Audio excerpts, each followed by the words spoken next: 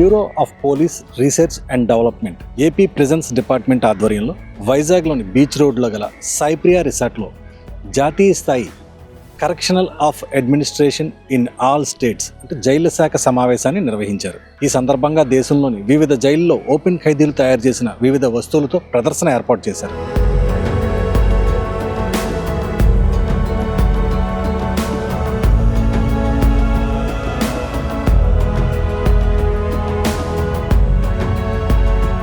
AP జైళ్ల శాఖ DGP Anjani Kumar, IT doctor ఇండ్ల శ్రీనివాస్ తదితరులు పాల్గొని ప్రదర్శన ప్రారంభించారు. ఇందులో ప్రధానంగా తెలంగాణలోని జైల్లో ఖైదీలు తయారు చేసిన చార్మినార్, ఎడ్ల బండ్లు, కళాఖండాలు ఆకట్టుకుంటున్నాయి.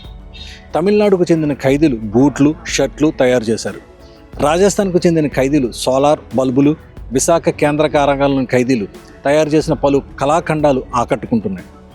ఈ ప్రదర్శనలో ఉంచిన వస్తువులను విక్రయించగా వచ్చిన డబ్బును ఖైదీల సంక్షేమానికి వినియోగించనున్నారు.